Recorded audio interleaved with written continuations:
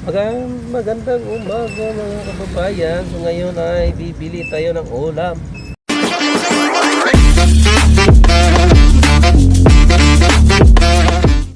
So, pasensya na kayo at hindi consistent yung ating paggawa ng content.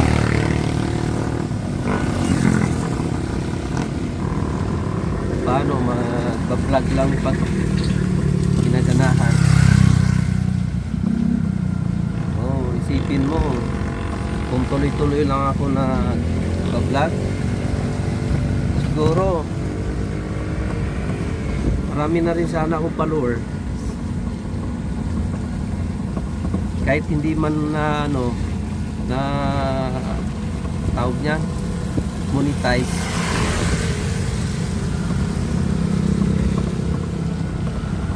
Marami na rin sanang followers.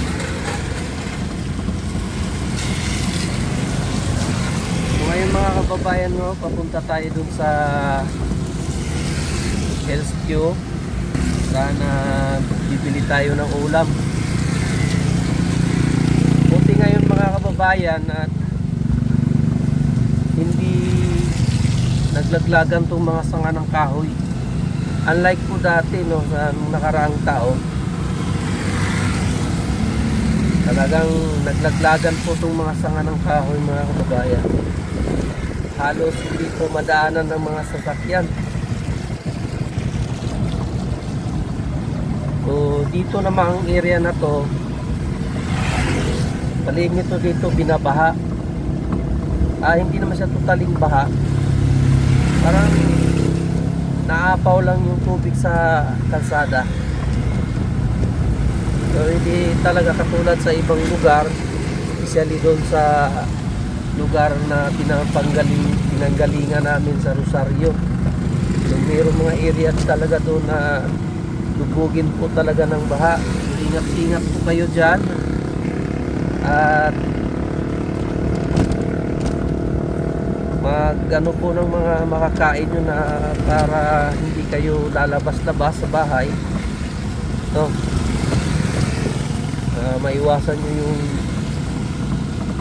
aapak sa tubig, kasi possible po dyan ay magka-leptospirosis kayo dyan, Muscap, or ultra-volca unit. Ayan, so mga kababayan, so dito na tayo sa malapit na tayo sa katotohanan sa pagdidila natin ng ulam.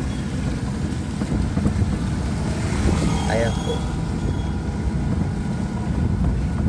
Bili lang tayo ng halagang isang araw lang na kainan, kasi mahirap ngayon wala kasi kaming rep na pwedeng pag-istaka ng ulam.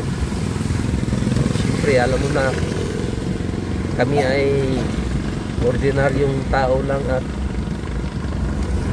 namumuhay lang ng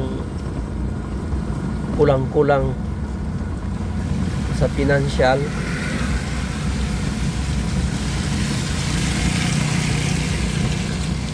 Baga yung namuhay na hindi sapat ang kinita. Ayun, parang wala yata yung bibilhan natin ng hindi yata nagtinda. Ano bibilhin natin din?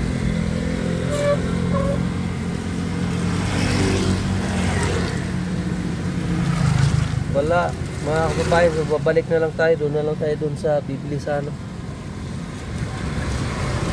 wala pinupuntahan namin dito kasi medyo mura yung mura lang yung manok nila.